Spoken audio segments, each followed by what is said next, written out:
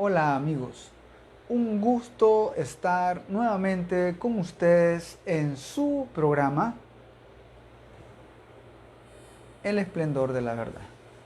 Pues retomando nuevamente el programa, vamos a terminar el libro de Benedicto XVI, Jesús de Nazaret. Así que hemos diseñado esta segunda parte, ¿verdad?, del libro como una serie con la que completaremos estas temáticas. Vamos a ver muchas temáticas con respecto a la vida de Jesús y hoy especialmente vamos a hablar de los discípulos de Jesús. Cuando hablamos de los discípulos de Jesús, estamos hablando no solamente de los discípulos que caminaron con Él, que compartieron con Él, que comieron junto a Él. Estamos hablando también de los discípulos que vendrán, que hay actualmente y los que vendrán en un futuro. Es decir, todos nosotros, todos los que formamos parte de ese discipulado de Jesús.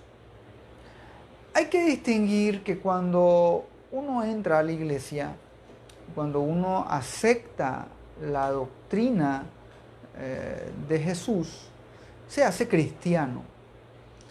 Y el cristiano podría ser un sinónimo, ¿no? Un cristiano es un discípulo de Cristo, aunque no haya vivido, comido y caminado con Él.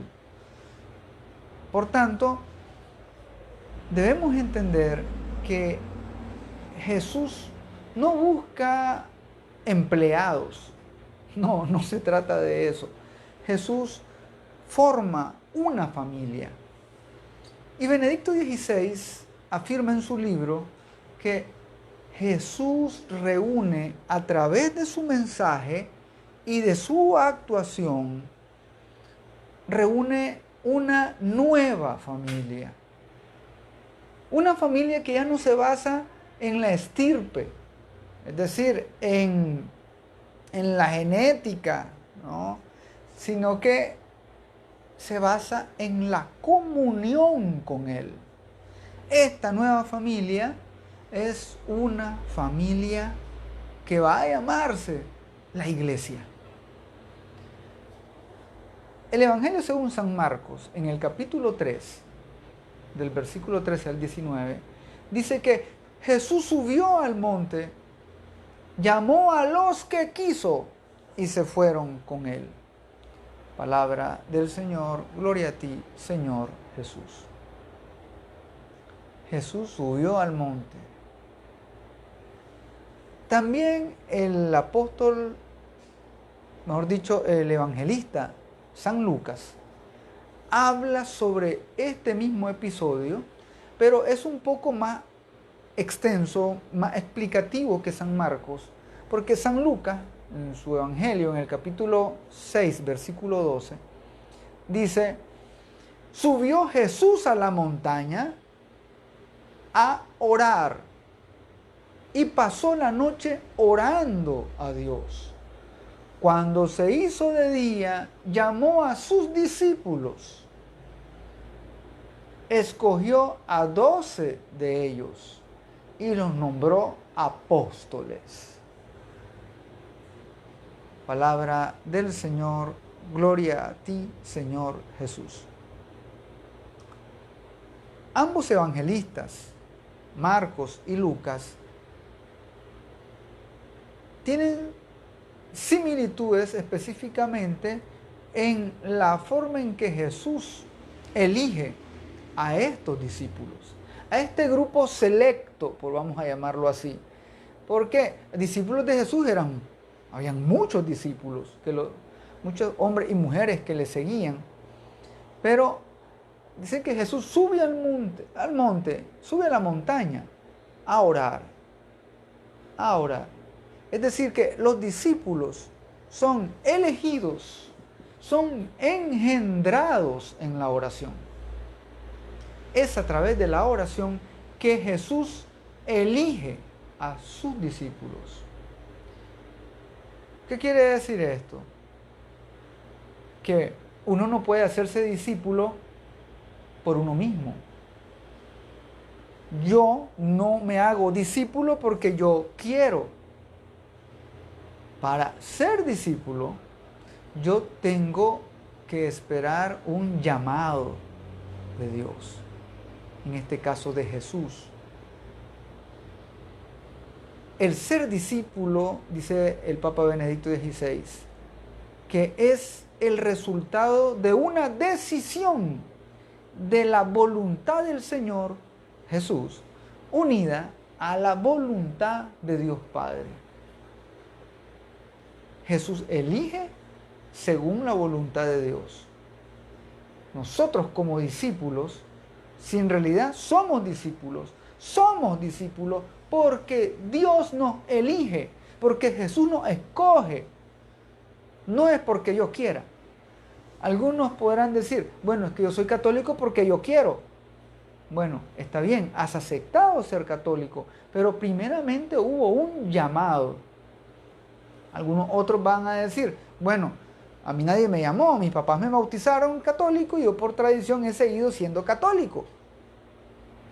Pero aunque nosotros digamos que eso fue una decisión de nuestros padres o nuestra, en realidad la decisión primaria la toma Dios. Dios es el que nos llama, el que nos elige. Él es el primero que actúa, el primero que busca. Nosotros entonces solamente debemos responder a ese llamado. Vamos a centrarnos entonces en estos 12 que elige. Les decía que Jesús tenía muchos otros discípulos, pero Él forma un grupo selecto, vamos a decir los escogidos, ¿no? Estos 12, que más adelante vamos a ver cómo estaba compuesto este grupo. Estos 12 van así, por así decirlo, simbolizar una figura bíblica en el Antiguo Testamento, que serán las tribus, las 12 tribus de Israel. Dice en el versículo 14 de San Lucas, dice que hizo a 12 para que estuvieran con él y para enviarlos. Palabra del Señor, gloria a ti, Señor Jesús. Hay una doble finalidad. Dice, hizo a 12. Vamos a ver primeramente el término hizo a 12.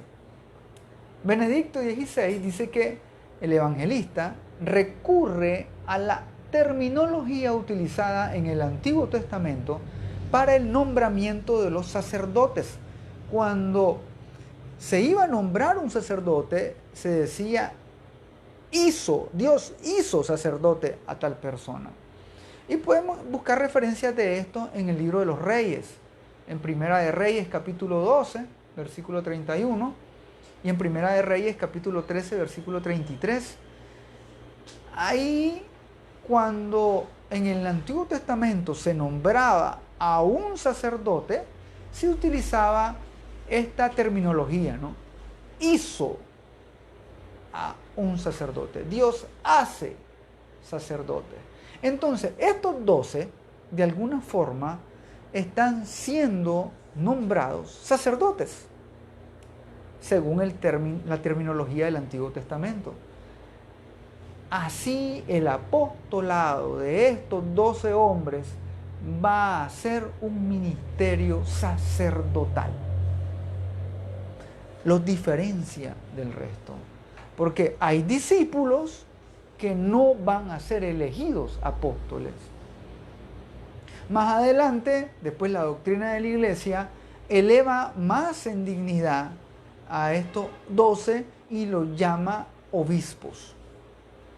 Recordemos que esas son, por así decirlo, la jerarquía, ¿no? En la jerarquía eclesiástica del clero, está conformada, ¿verdad?, por el sacerdocio, pero el sacerdocio, la plenitud del sacerdocio la tiene el obispo. Luego está el presbítero, que también es sacerdote, pero no tiene la plenitud del sacerdocio. Y hay un nivel más, que es el diaconado, que también es un nivel del sacerdocio, nada más que no lo ejerce en plenitud como lo hace. Inclusive hay algunas cosas que no puede hacer el presbítero. Un diácono, por ejemplo, no puede confesar, no puede consagrar, ¿sí? Mientras que un presbítero sí puede confesar, puede consagrar. Ya un obispo ya tiene la plenitud del sacerdocio, en el cual puede perdonar cualquier tipo de pecado. No así el presbítero. Hay pecados que los presbíteros no pueden perdonar, porque no tienen esa autoridad. La autoridad total la tiene el obispo. De igual forma en exorcismo, quien tiene la autoridad plena y potestad para realizar exorcismo es el obispo. ¿Y por qué hay sacerdotes que son exorcistas? Porque el obispo le delega esa autoridad a ese sacerdote específico. Así también hay muchas otras cosas que solamente puede hacer el obispo y no el presbítero. Pero tanto el obispo como el presbítero como el diácono son, ¿verdad?, son grados del orden sacerdotal. Pues bien, cuando Jesús elige a estos 12, los elige con la plenitud del sacerdocio. Es decir, estos son los primeros obispos, los 12 apóstoles. Y el hecho de que los elegidos sean nombrados uno a uno, cada quien llamado por su nombre, esto lo relaciona también con los profetas. En el Antiguo Testamento, el profeta era llamado por su nombre. Todos los profetas del Antiguo Testamento eran llamados por Dios y Dios los llamaba por su nombre. De esa misma forma, el ministerio apostólico de estos 12 también aparece como una misión profética. Es decir, entonces, que estos 12 van a tener fusionadas, por así decirlo, la misión sacerdotal y la misión profética. Y estos son estos primeros hombres. Cuando dice el término en el Evangelio, hizo a 12 sacerdotes y profetas. El combo, podríamos decirlo actualmente, ¿no? Porque antes la función de sacerdote solo la podía ejercer una persona, si era sacerdote, solo era sacerdote, o si era profeta, solo era profeta. Pero en este caso, Jesús está nombrando a estos 12 con ambas finalidades, con ambas misiones: el sacerdocio y el profetismo. Y es así entonces como también este número 12 tiene un gran valor simbólico. Toda la terminología y también los números, ojo, esto no hay que mezclarlo con la numerología, que ese es un invento.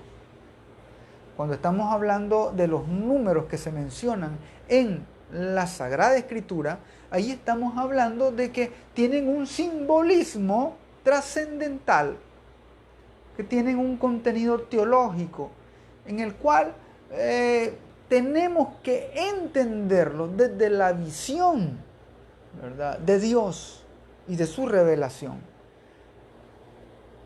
El número 12 era un número que simbolizaba a los 12 hijos de Jacob.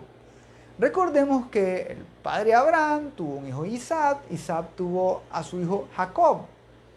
Jacob, si recordarán, él tuvo una pelea con un ángel de Dios y el ángel le cambia el nombre. Ya no se va a llamar ya Jacob, sino que se llama Israel. Jacob tuvo 12 hijos Y cada uno de estos hijos formaron una tribu.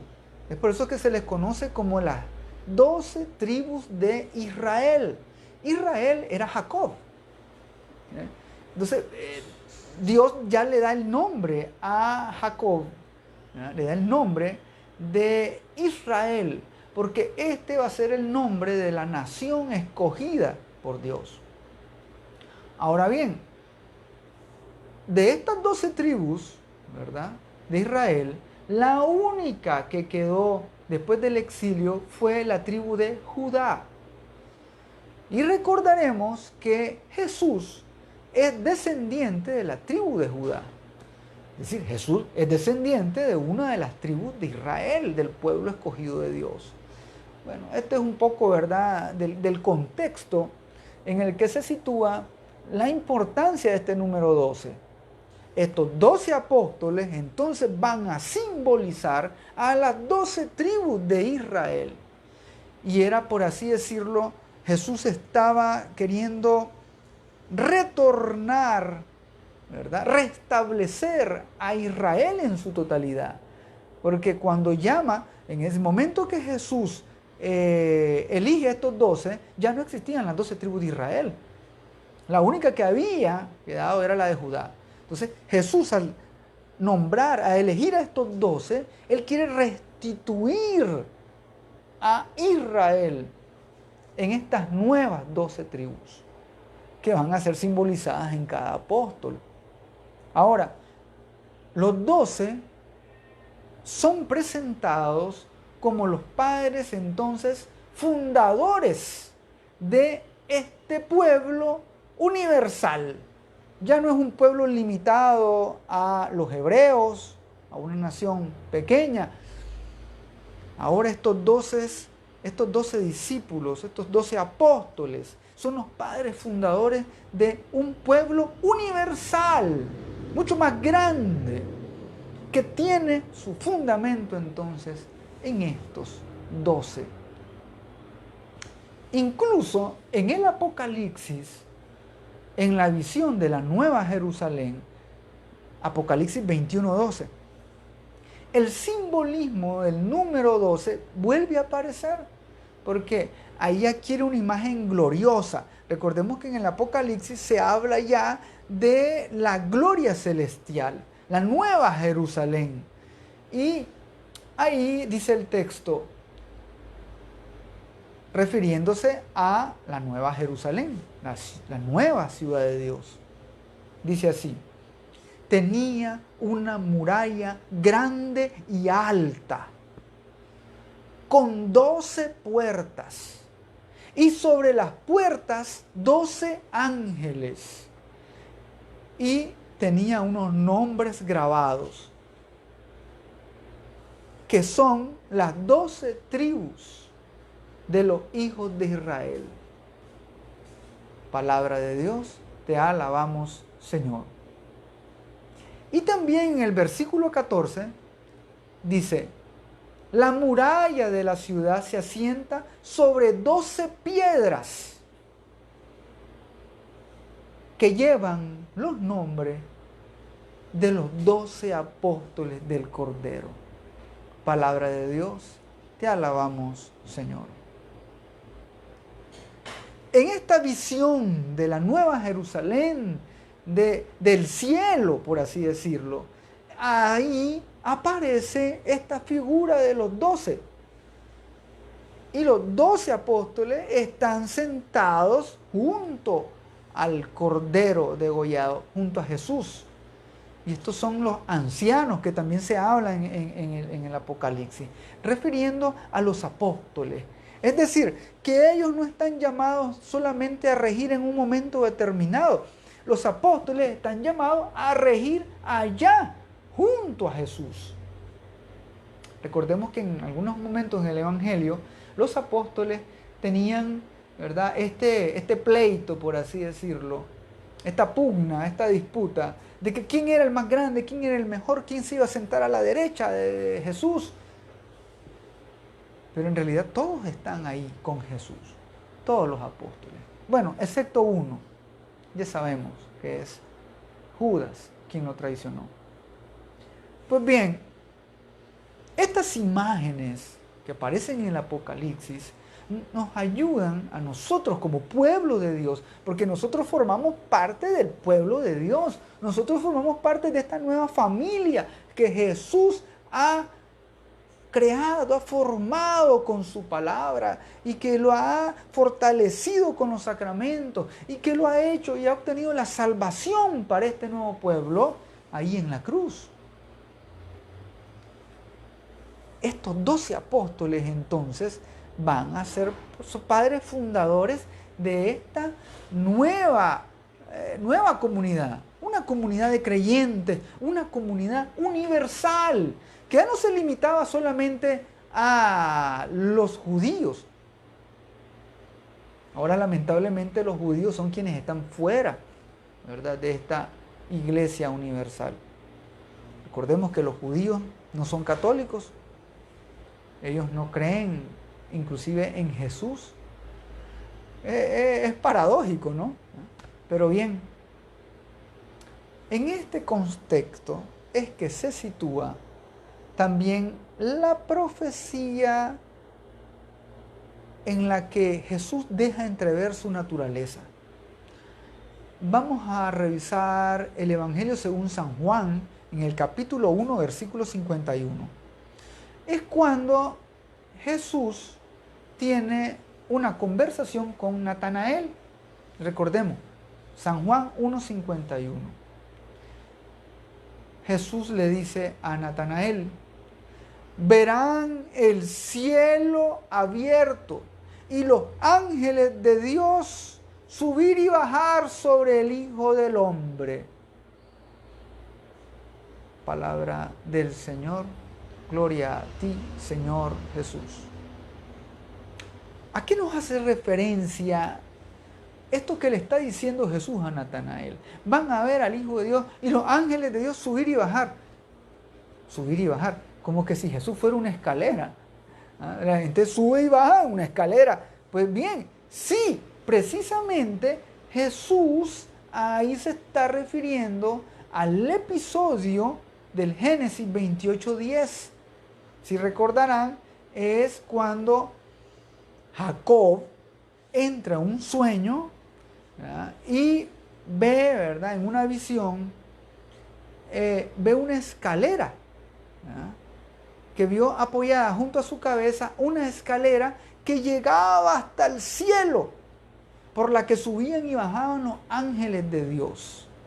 Ese sueño se ha hecho realidad en Jesús. Benedicto XVI toma esta figura y dice: sí, lo que sucede es que Jesús se manifiesta como el nuevo Jacob. Jesús es el nuevo Israel. En él van a ser formadas estas nuevas 12 tribus.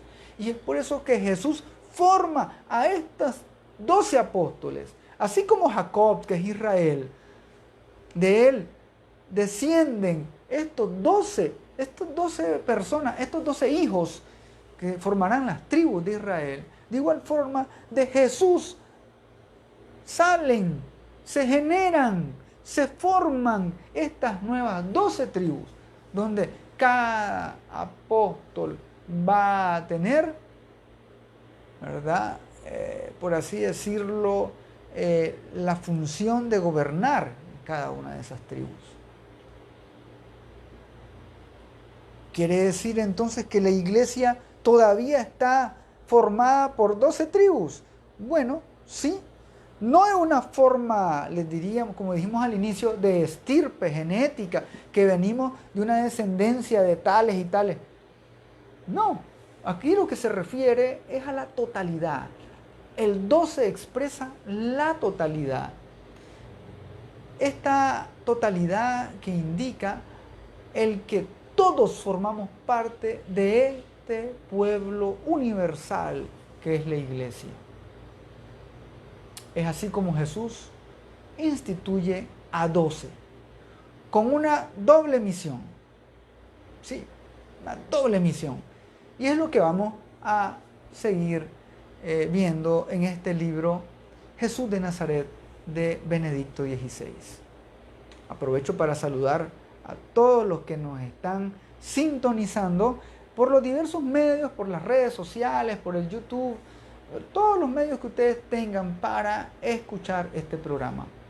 Si lo están haciendo a través del YouTube de Radio María Nicaragua, o lo están haciendo a través del Facebook Live del Esplendor de la Verdad, o si están escuchando la señal en vivo de Radio María Nicaragua, en los 99.9 FM, a todos ustedes que el Señor los bendiga y que esta palabra que estamos dándoles de formación les ayude para comprender un poco en el que nosotros no somos, por así decirlo, una pequeña parte de la humanidad.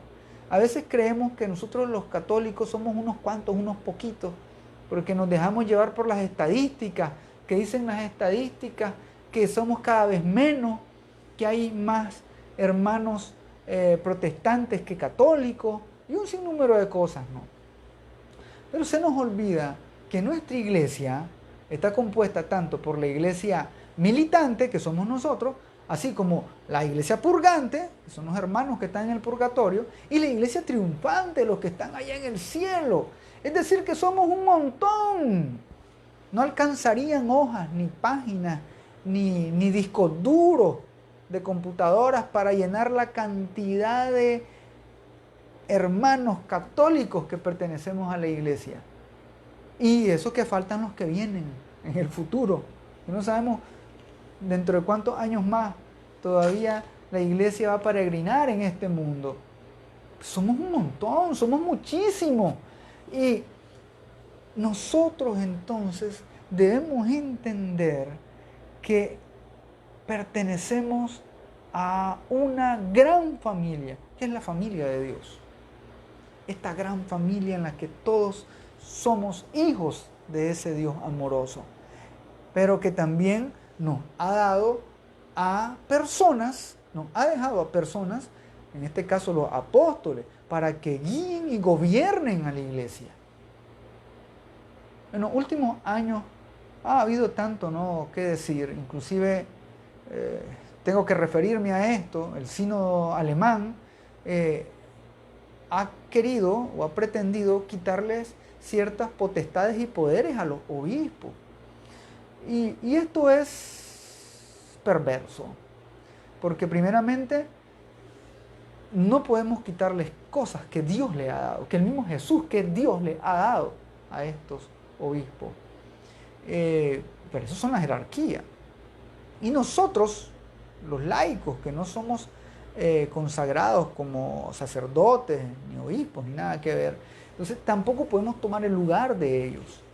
Jesús dio un ordenamiento específico para todos los discípulos, y cuando eligió a estos 12, solo eligió a 12 de entre todos los discípulos que habían.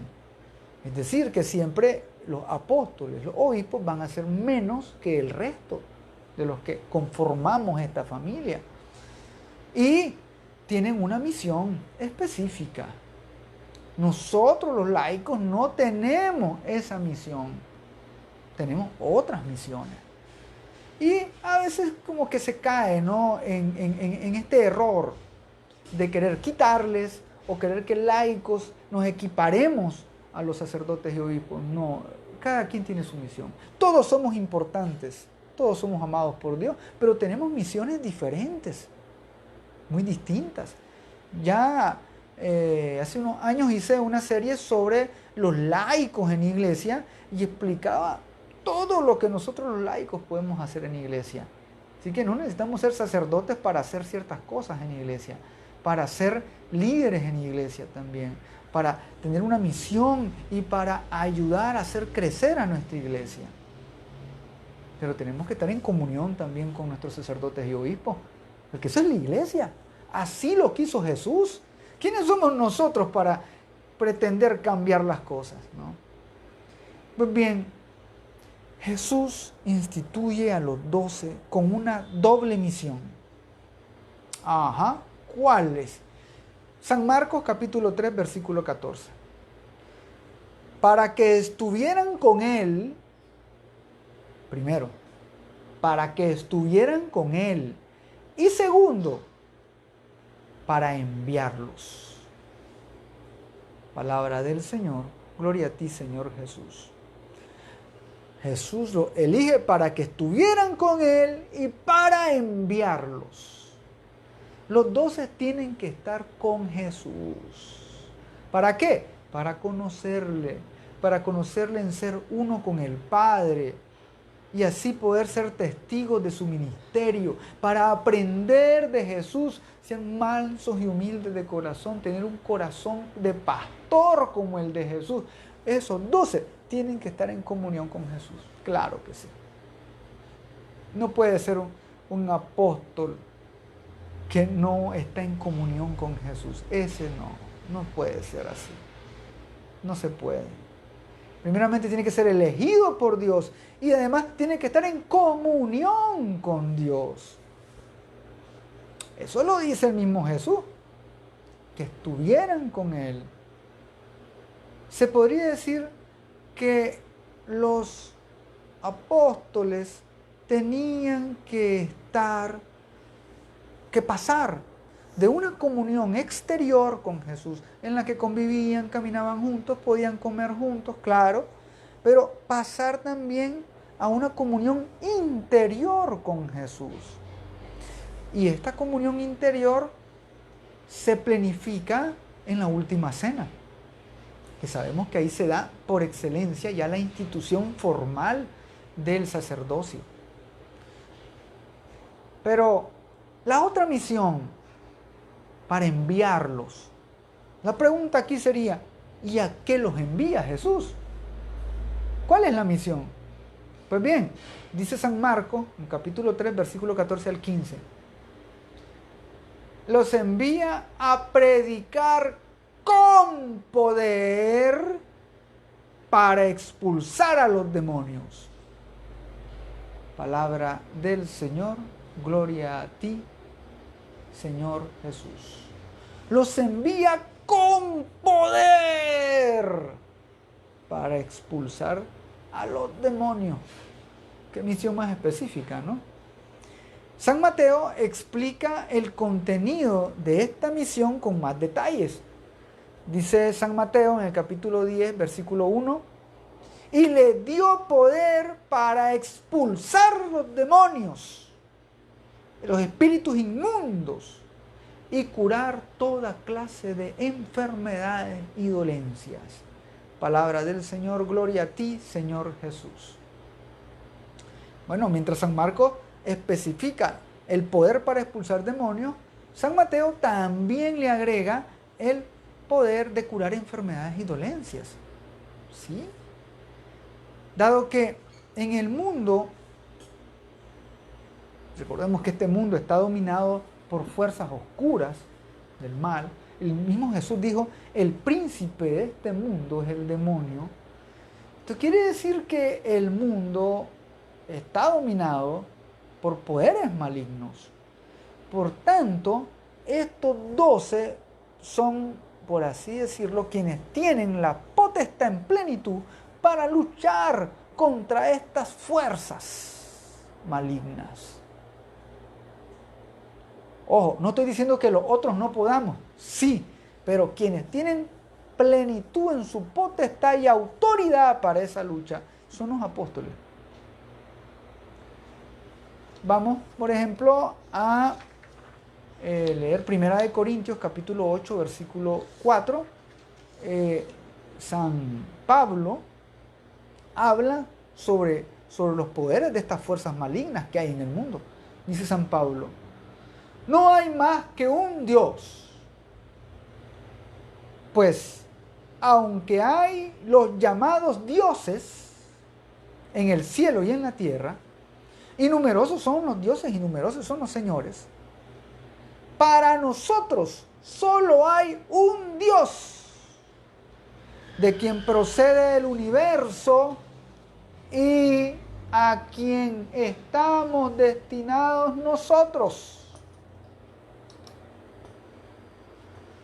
Y solo hay un solo Señor Jesucristo, por quien existe el universo y por quien nosotros vamos al Padre. Palabra de Dios, te alabamos, Señor. Aquí San Pablo está diciendo claramente, hay muchos dioses, hay muchos señores, hay muchos gobernadores, hay muchos dominadores, reyes, lo que ustedes quieran, pero uno solo es Dios y el que tiene más poder. Y uno solo es nuestro Señor Jesucristo, Rey del universo, por quien nosotros vamos al Padre. Con esto San Pablo deja clarísimo, solo hay un solo Dios Padre Todopoderoso, Creador de todo, un solo Hijo de Jesucristo y un solo Espíritu Santo, un solo Dios. Por eso dirá en otro texto, un solo Señor, un solo Dios, una sola fe. Esa fe que nosotros debemos tener en Dios. ¿Por qué San Pablo está diciendo esto? ¿Por qué? Porque en todos los tiempos, no solamente en el tiempo de San Pablo, desde la antigüedad y en nuestros días, hay siempre fuerzas del mal. Hay dominadores, hay gente que se cree Dios. Pobrecito, se cree en Dios. Y hay gente que también utiliza las fuerzas oscuras, tenebrosas del mal.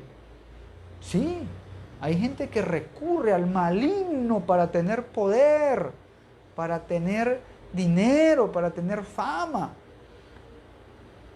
Esto siempre va a existir.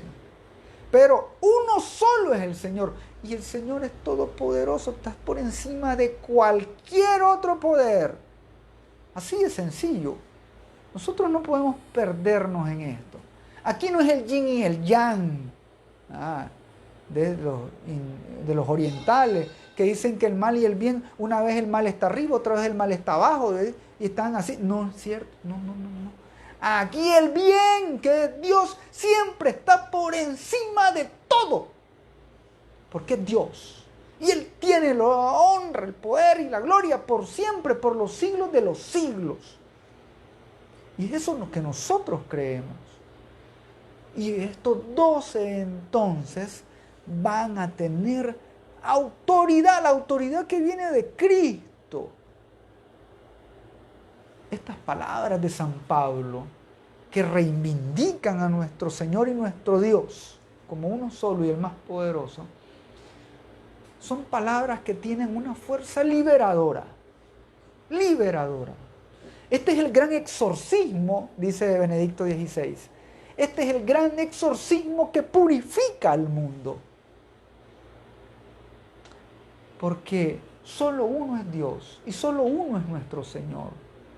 Si pertenecemos a Él, todos los demás no tienen ningún poder. Así de sencillo. Y por eso no hay que tener miedo. Hay gente que tiene miedo. Ay, es que esa persona hace mal y hizo brujería y me puede hacer mal y daño, mal Dios. Nada de eso tiene poder si usted está con Dios. Dios es más poderoso que cualquiera de esas cosas que andan por ahí. Pero hay algunos hermanos que le hacen más caso a los otros que a Dios. Hay gente que en vez de rezarle a Dios, le rezan a otras cosas. Y caen en idolatría, y caen en superstición, y caen en pecado. Así de sencillo. Es un pecado contra el primer mandamiento. Amarás al Señor tu Dios con todo tu corazón, con toda tu mente, con todas tus fuerzas. Esta nueva familia de Dios en la que pertenecemos, tenemos un Dios poderoso. Y en Él debemos confiar y aguardar. San Pablo, en su carta a los Efesios, en el capítulo 6, versículo 10, dice, y bueno, describe San Pablo el carácter exorcista del cristianismo en el mundo.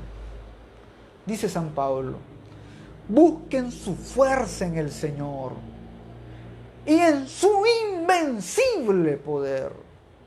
Revístanse de las armas que Dios les da para poder resistir las acechanzas del diablo.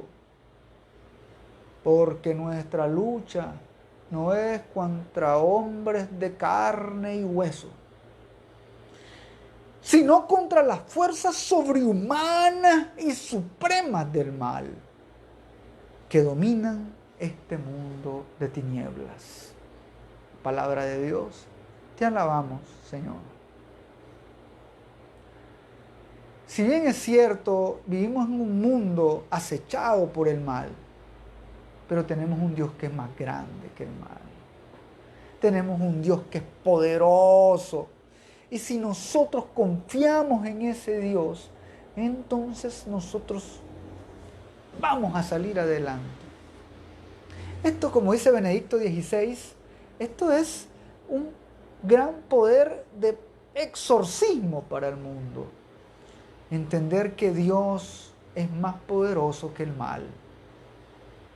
El mal va a llegar hasta donde Dios quiera y lo permita. Así de sencillo. El demonio no lo va a tocar más de lo que Dios le permita. Dios no permite el mal porque hacernos sufrir. A veces Dios lo permite, y esto lo hemos dicho en otros programas, porque así nosotros vamos a crecer y vamos a fortalecernos. Pero no es que Dios quiera que nosotros suframos, no, para nada. El problema somos nosotros que a veces prestamos los oídos al mal y nos hacemos cómplices del mal. Ese es el grave problema que tenemos. Pues bien, San Mateo, a la par de este poder exorcista que Jesús le da a los apóstoles, también menciona, ya lo habíamos leído en Mateo 10:1, que ellos han sido enviados para curar toda clase de enfermedades y dolencias. Y que los apóstoles eran doctores. No eran doctores. Curar es, dice Benedicto XVI, curar es una dimensión fundamental de la misión apostólica y de la fe cristiana. El poder de expulsar demonios y liberar al mundo de su oscura amenaza, eso es una de las partes de la misión de estos apóstoles. Pero también Dios les da poder para curar. Pero no para curar con intervención mágica. A veces creemos que hay curaciones en magia. Por eso algunos buscan curanderos y cosas así. No. Este curar va más allá solamente de la sanación del cuerpo. El reinado de Dios se manifiesta con la expulsión de demonios y la curación de enfermedades. Eso es lo que hizo Jesús en su vida pública. Jesús expulsaba demonios, curaba enfermedades. Y es eso que también lo que tienen que concretar los apóstoles de hoy. Y algunos van a decir, pero yo no veo obispos que anden sacando demonios ni que anden curando. Bueno, usted tal vez no lo ve, pero yo le aseguro que hay muchos que lo hacen. Debemos creerle a Dios. Debemos tener confianza en Dios. Y también apoyar a estos 12 que han sido elegidos por Él para llevarnos en su misión a la liberación del mal y a la sanación. Estos 12, si bien es cierto, no fueron buena cosa.